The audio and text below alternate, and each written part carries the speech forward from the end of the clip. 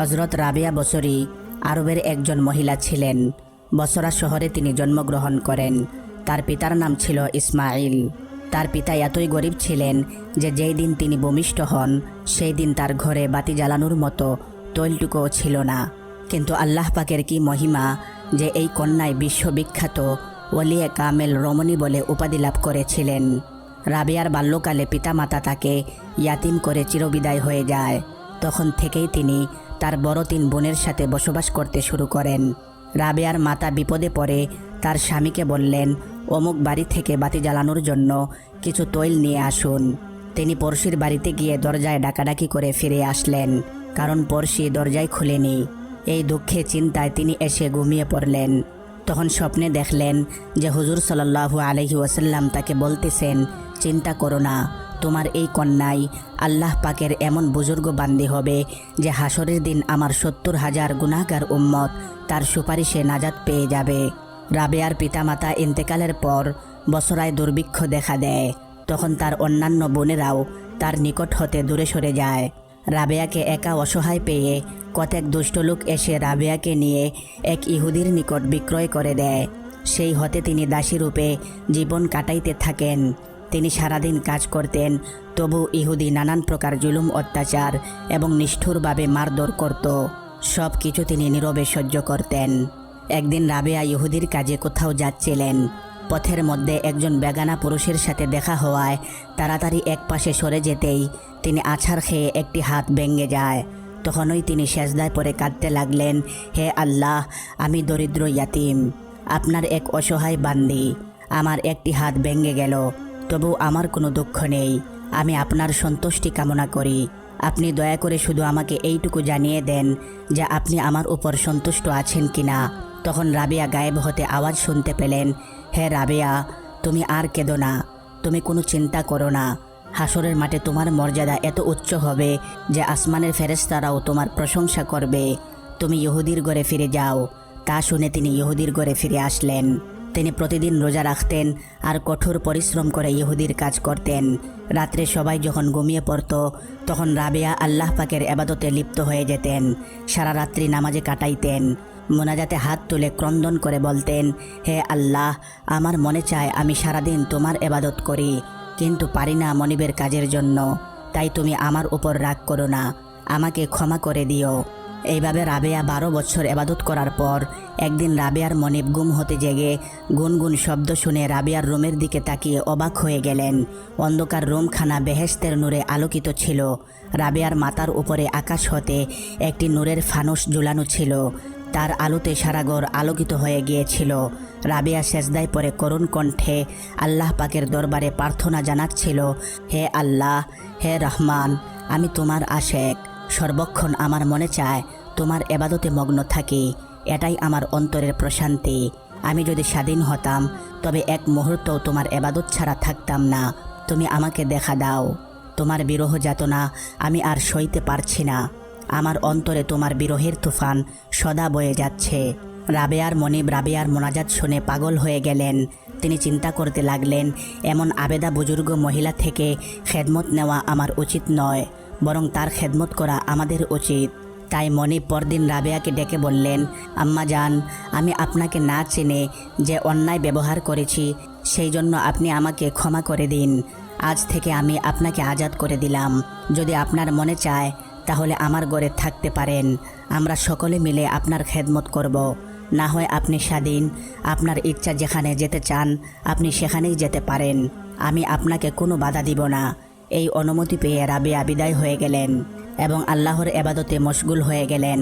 রাবেয়া দিবারাত্রির মধ্যে 1000 রাকাত নামাজ পড়তেন।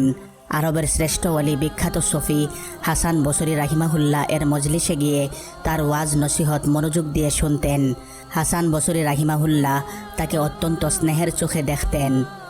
প্রথম রাবেয়া আল্লাহ পাকের প্রেম সঙ্গীত গাইতেন, কিন্তু পরে তাওবা করে নির্জনে বসে আল্লাহ পাকের ইবাদতে মশগুল হয়ে গেলেন। ইবাদতের জন্য একটি স্থান নির্দিষ্ট করে ওইখানে দীর্ঘ 40 বছর পর্যন্ত ইবাদতে মশগুল ছিলেন। রাবেয়া 40 বছর যাবৎ বিছানায় পিঠ এবং মাথায় বালিশ রাখেননি। একমাত্র আল্লাহ তাআলার ইবাদত করতেন। সারাদিন রোজা রাখতেন, সারা রাত্রি নামাজ পড়তেন।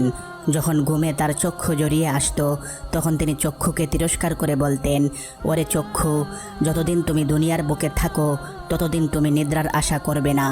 যখন কবরের মধ্যে শুয়ে পড়বে তখন কিয়ামত পর্যন্ত নিশ্চিন্ত মনে নিদ্রা যেও, তখন তোমাকে আর কেউ জাগাবে না। যখন রাবেয়া সূর্য উদয় হতে দেখতেন তখন বলতেন, ওরে মন, এই হয়তো তোমার জীবনের শেষ সূর্য। যখন আজানের শব্দ শুনতেন তখন কিয়ামতের দিনের ইসরাফিলের সিংগার আওয়াজের কথা মনে করতেন।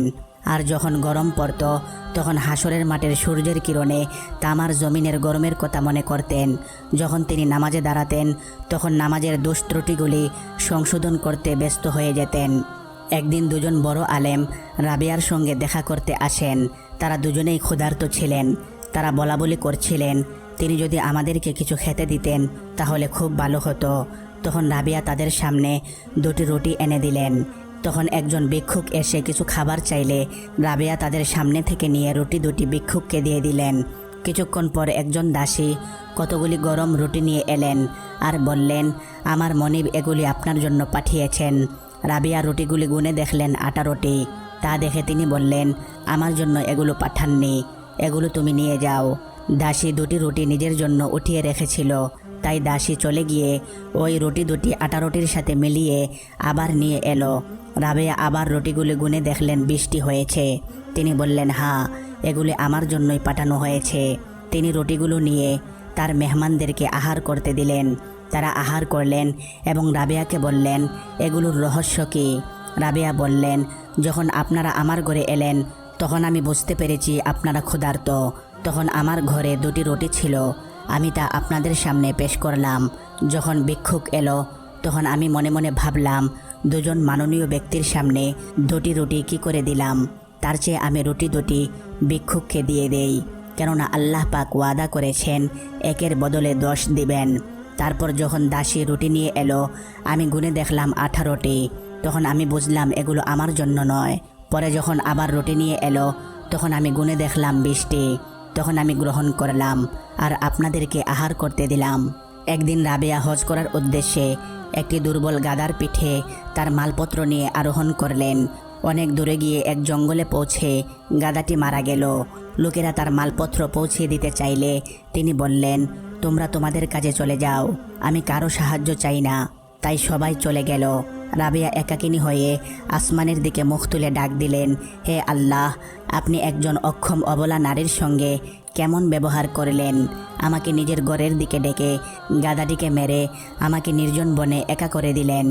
রাবেয়ার মোনাজাত শেষ না হতেই গাধাটি জীবিত হয়ে দাঁড়িয়ে গেল। রাবেয়া আবার গাধার পিঠে আরোহণ করে মক্কা শরীফের নিকট গিয়ে কেঁদে কেঁদে বলতে লাগলেন, হে আল্লাহ, আমার শরীর তো মাটির আর কাবা শরীফ তো একটি পাথরের গড়। আমি গড় দিয়ে কি করব? আমি একমাত্র তোমাকেই পেতে চাই, তোমাকে দেখতে চাই। তখন আওয়াজ আসলো, হে রাবেয়া, তুমি কি চাও যে 18,000 আলম এখনই ধ্বংস হয়ে যাক? তুমি কি জানো না যে মুসা আলাইহিস সালাম আমাকে দেখার জন্য আবদার করেছিল? আমি আমার সামান্য নূরের কণা মাত্র পাহাড়ের উপর ছেড়ে দিয়েছিলাম, তার ওই তীব্র ঝলকে তুর পাহাড় জ্বলে ভস্ম হয়ে গিয়েছিল। আসলে যারা আল্লাহ পাকের প্রেমের মধ্যে ডুবে আছেন তারা এক মুহূর্তে যে শান্তি পাইতেন সেই শান্তি দুনিয়ার সমস্ত নিয়ামতের মধ্যেও নেই। রাবেয়া 3য়বার হজের উদ্দেশ্যে অরণ্য পথে যাত্রা করলেন। এইবার রাবেয়া গড়িয়ে গড়িয়ে 7 বছরে আরাফাতের ময়দানে গিয়ে কাঁদতে লাগলেন, হে আল্লাহ, আপনার বিরহের আগুনে আমি জ্বলে যাচ্ছি। আপনার বিরহে জ্বালা আমি আর সইতে পারি না, আপনি আমাকে দেখা দিন। আওয়াজ আসলো, হে আমার দর্শন প্রার্থিনী, এটা কেমন দর্শন কামনায় তোমাকে পেয়ে বসেছে? তুমি যদি একান্তই আমার দর্শন কামিনী হয়ে থাকো তবে দরখাস্ত করো, আমি নূরের ঝলক প্রকাশ করব, তখন তুমি জ্বলে ভস্ম হয়ে যাবে। তখন রাবেয়া বললেন, হে প্রভু, আপনার নূরের ঝলক সহ্য করার মতো শক্তি আমার নেই। আওয়াজ আসলো, রাবেয়া, তুমি ওপর দিকে দৃষ্টি করে দেখো। রাবেয়া ওপর দিকে তাকিয়ে দেখলেন যে রক্তের সমুদ্র শূন্যে জ্বলতেছে। গায়েব হতে আওয়াজ আসলো, এই সব রক্ত আমার আশেকদের চক্ষু থেকে আমার জন্য বের হয়েছে, তবু তারা আমাকে দেখতে পারে নাই। তবু তারা সাহস এবং ধৈর্য হারায় নাই।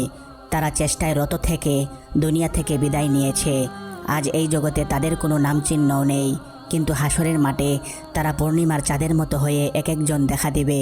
তখন রাবেয়া অস্থির হয়ে বললেন, ওগো পরওয়ারদিগার, আপনাকে দেখার যোগ্যতা আমার নেই। একদিন হাসান বসরি রাহিমাহুল্লাহ একটি পর্বতের উপর আরোহণ করে দেখলেন পাহাড়ের হরিণ, গাদা আরও নানান রকম পশু পাখিরা এসে রাবেয়ার চারিপাশে ঘিরে রাবেয়াকে দেখছে। হাসান বসরিকে দেখা মাত্র পশু পাখিরা সব পালিয়ে গেল। আরেকদিন রাবেয়া হাসান বসরির ঘরে গিয়ে দেখেন হাসান বসরি রাহিমাহুল্লাহ তার এবাদতখানায় বসে এত ক্রন্দন করছেন যে তার গাল বেয়ে চোখের পানি পড়ছে। রাবেয়া বললেন, উস্তাদজি, এই ক্রন্দন দুনিয়ার কিছু পাওয়ার আশায় যেন না হয়, তা যেন শুধু আল্লাহ পাকের মহাব্বতে হয়। আরেকদিন হাসান বসরি রাহিমাহুল্লাহ দেখলেন রাবেয়া ফুরাত নদীর তীরে বসে আছেন। এমন সময় হাসান বসরি রাহিমাহুল্লাহ নিজের জায়নামাজ নদীর মধ্যে পানির উপর বিছিয়ে নামাজ পড়তে লাগলেন। এটা দেখে রাবেয়া ও তার নিজের জায়নামাজ বাতাসে উড়িয়ে দিয়ে নিজে উড়ে গিয়ে তার উপর নামাজ পড়তে বসে গেলেন আর বললেন, উস্তাদজি, আপনি যা করলেন তা একটা মাছও করতে পারে, আর আমি যা করলাম তা একটা মাছিও করতে পারে। আল্লাহর অলিগণের আসল কাজ হলো আল্লাহ তাআলাকে রাজি খুশি করার জন্য ব্যস্ত থাকা। আরেকদিন হাসান বসরি রাহিমাহুল্লাহ কয়েকজন বন্ধুসহ রাবেয়ার সঙ্গে সাক্ষাৎ করতে গেলেন। তখন তার ঘরে কোনো প্রদীপ ছিল না। তিনি মেহমানদের আগমন বুঝতে পেরে নিজের হাতের আঙ্গুলির অগ্রভাগে ফুঁক দিলেন। অমনি তা বাতির ন্যায় জ্বলে উঠল। সারা ঘর দিনের মতো আলোকিত হয়ে গেল। প্রভাত পর্যন্ত তার আঙ্গুলগুলি প্রদীপের মতো আলো দিতে থাকে। রাবেয়া হাসান বসরি রাহিমাহুল্লাহকে বললেন, মোমবাতির ন্যায় নিজের আলোকে জগৎকে আলোকিত করুন, নিজেকে আল্লাহর প্রেমের আগুনে জ্বালাতে থাকুন, এবাদত করতে করতে সূচের মতো চিকন হয়ে যান। হজরত রাবেয়া দিনরাত মিলিয়ে 1000 রাকাত নামাজ পড়তেন। রাত্রে তিনি তার ঘরের ছাদের উপর চলে যেতেন এবং প্রার্থনা করতেন, হে আমার প্রভু, তারাগুলি দীপ্তিমান হয়ে জ্বলছে, লোকদের আঁখিগুলো নিদ্রায় অন্ধ হয়ে আছে, রাজাগণ তাদের দ্বারগুলি বন্ধ করে দিয়েছে, প্রেমিকগণ তাদের প্রেমিকাকে নিয়ে প্রেমের আলাপ করছে, আর এখানে আমি একাকী রয়েছি তোমার সঙ্গে। এরপর তিনি এবাদত শুরু করতেন। তিনি যখন দেখতেন রাত্রি ভোর হতে চলেছে তখন তিনি প্রার্থনা করতেন, হে আল্লাহ, রাত্রি শেষ হয়ে গেল, আমার জানার কতই না স্বাদ যে তুমি আমার প্রার্থনা গ্রহণ করলে কিনা। তুমি আমাকে জীবন দান করেছ, আমার প্রতি খেয়াল রেখেছ। তুমি যদি আমাকে তোমার দরজা থেকে বিতাড়িত করো তবু আমি তোমার প্রতি আমার অন্তরের ভালোবাসার টানে তোমাকে ত্যাগ করে যাব না। হে আমার আনন্দ, আমার বন্ধু, আমার আশ্রয়দাতা, আমার পালনকর্তা, তুমি আমার প্রাণ। তোমাকে পাওয়ার বাসনাই আমাকে জীবিত রেখেছে। কতই না দান তোমার পেয়েছি। তোমার ভালোবাসাই আমার কামনা। তুমি আমার পরম সুখ। তুমি ছাড়া আমার আর কেউ নেই। তুমি যে মরুভূমিতে ফুল ফুটাও, তুমি যদি আমার উপর সন্তুষ্ট থাকো তাহলে আমার সুখ পরিপূর্ণ হয়েছে। ওগো আল্লাহ, তুমি কি সেই হৃদয়কে জাহান্নামে জ্বালাবে যে হৃদয় তোমাকে ভালোবাসে? তখন অদৃশ্য কণ্ঠে আওয়াজ এলো, আমি তা কখনো করব না।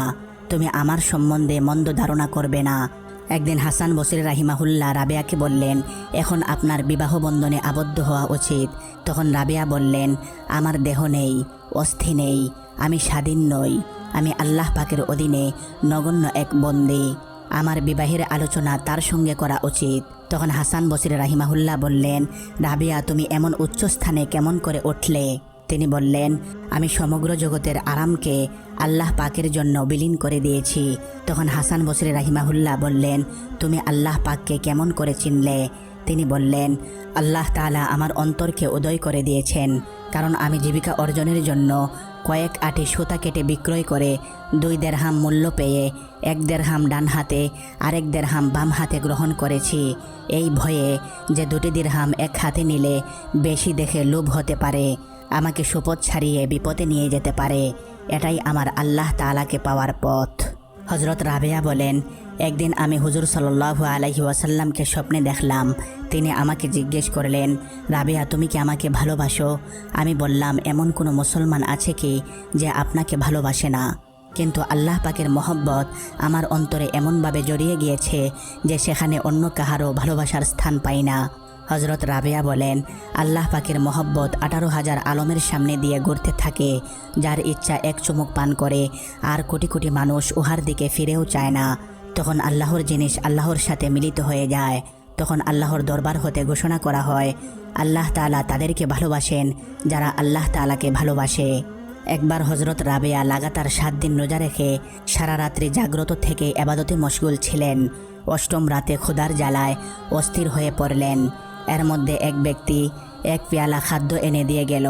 হজরত রাবেয়া তা হাতে নিয়ে নিকটে রেখে বাতি জ্বালাইতে গেলেন। একটি বিড়াল এসে পেয়ালাটি উল্টিয়ে ফেলে দিল। তিনি ভাবলেন পানি দ্বারাই ইফতার করব, তাই তিনি পানি আনলেন, কিন্তু বাতিটি আবার নিভে গেল। তাই তিনি পানি পান করার জন্য অন্ধকারে গ্লাসের দিকে হাত বাড়ালেন, ফলে হাতে লেগে পানি পড়ে গেল এবং গ্লাসটি ভেঙে গেল। তখন তিনি আহ বলার সাথে সাথে ঘরটি জ্বলে যাওয়ার উপক্রম হলো। তিনি বললেন, হে আল্লাহ, আমি নিরীহ অক্ষম বেচারির সঙ্গে আপনি এটা কেমন ব্যবহার করছেন? তখন গায়েবী আওয়াজ হলো, হে রাবেয়া, তুমি চাইলে সারা দুনিয়ার নেয়ামত তোমাকে আজই দান করব, কিন্তু আমার চিন্তা তোমার অন্তর হতে ছিনিয়ে নেব। তখন রাবেয়া বললেন, এই নসিহত শোনার পর আমি দুনিয়া থেকে আমার মনকে বিচ্ছিন্ন করে নিয়েছি। কামনা বাসনা পরিত্যাগ করে প্রত্যেক নামাজকে আমার জীবনের শেষ নামাজ মনে করি। আল্লাহ পাকের নিকট প্রার্থনা করি, হে আল্লাহ, আপনি আমাকে আপনার প্রতি এভাবে মশগুল রাখেন যেন কেউ আমাকে আপনার দিক থেকে ফিরাইতে না পারে। হযরত রাবেয়া সর্বদাই কান্না করতেন। লোকেরা তাকে প্রশ্ন করত, আমরা তো প্রকাশ্যে আপনার কোনো রোগ দেখি না, তবু আপনি কেন দিবারাত্রি কান্না করেন? তিনি উত্তর দিতেন, হ্যাঁ, আমার কোনো প্রকাশ্য রোগ নেই, কিন্তু আমার অন্তরে এমন একটি রোগ যে দুনিয়ার কেউ তার চিকিৎসা করতে পারবে না। আমি নিজেকে সর্বদাই ব্যথিত অবস্থায় রাখি যেন এর উসিলায় আল্লাহ পাক আমাকে মাফ করে দেন। মৃত্যুর সময় যেন এমন আওয়াজ না আসে যে তুমি আমার দরবারের উপযুক্ত হওনি। লোকেরা জিজ্ঞেস করল, গুনাহগার ব্যক্তি তাওবা করলে আল্লাহ পাক তওবা কবুল করেন কিনা? হযরত রাবেয়া বললেন, আল্লাহ পাক তওবার তৌফিক না দেওয়া পর্যন্ত গুনাহগার তাওবাই করতে পারে না। মুখে ইস্তেগফার পড়াই তাওবা হয় না। আল্লাহর দিকে পথ পেতে হলে মনের প্রয়োজন। মন জাগ্রত হলেই আর কোনো বন্ধু বান্ধবের প্রয়োজন থাকে না। সত্যিকারের তাওবা হলো খাঁটি মনে আল্লাহ পাকের দরবারে নিজের গুনাহের জন্য অনুতপ্ত হয়ে ক্রন্দন করে ক্ষমা প্রার্থনা করা, পুনরায় ওই গুনাহের কাজ না করার মজবুত প্রতিজ্ঞা করার নামই আসল তওবা। ইহাই আল্লাহ তাআলা কবুল করেন।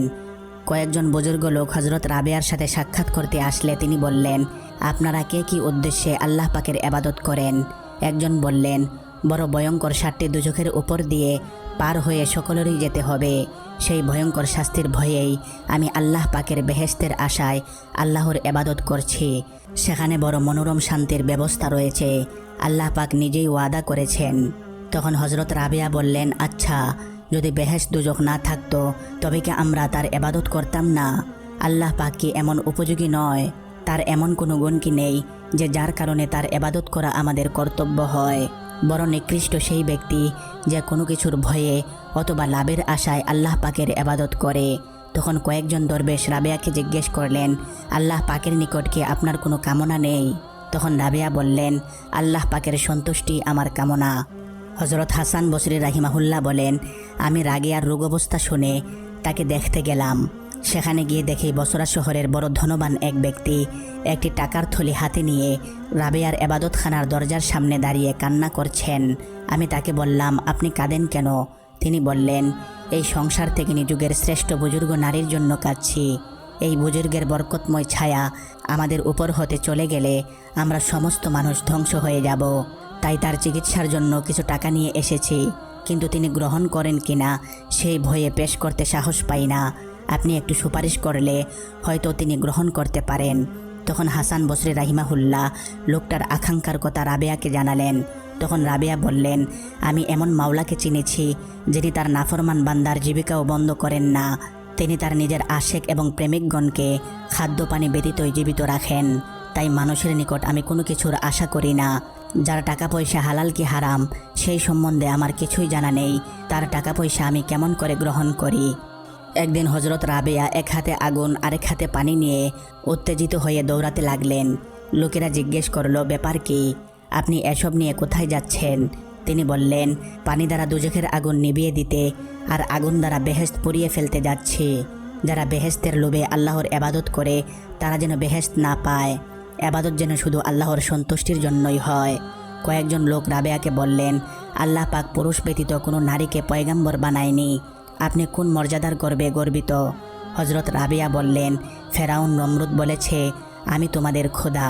পুরুষ জাতি ছাড়া কোনো নারী এমন জঘন্য নাফরমানির উক্তি করেনি। আর হুজুর সাল্লাল্লাহু আলাইহি ওয়াসাল্লাম বলেছেন, একজন নেককার মেয়ে লোকের নেকি 70 জন পুরুষ আউলিয়ার নেকির সমতুল্য। হযরত রাবেয়ার ইন্তেকালের সময় হলে তার শিয়রে যেসব বুজুর্গ লোক বসা ছিলেন তিনি তাদেরকে বললেন, আপনারা এখান থেকে উঠে চলে যান। এখানে আল্লাহ পাকের প্রেরিত ফেরেশতাগণ এবং পবিত্র আত্মাসমূহ আসতেছেন, তাদের জন্য জায়গা খালি করে দিন। তা শুনে সকলে উঠে বাহিরে চলে গিয়ে দরজা বন্ধ করে দিলেন। তখন ভিতর হতে একটি আওয়াজ আসলো, ইয়া আইয়াতুহান নাফসুল মুতমাইন্না ইরজিই ইলা রাব্বিকি রাদিয়াতাম মারদিয়া। হে প্রশান্ত আত্মা, আপন রবের দিকে চলো, এমন অবস্থায় যে তুমিও তার প্রতি সন্তুষ্ট এবং তিনিও তোমার প্রতি সন্তুষ্ট। অতঃপর আর কোনো আওয়াজ না আসলে ওই বুজুর্গ লোকেরা ভিতরে প্রবেশ করে দেখলেন হযরত রাবেয়া ইহকাল ত্যাগ করে মাওলার নিকট চলে গিয়েছেন। ইন্না লিল্লাহি ওয়া ইন্না ইলাইহি রাজিউন।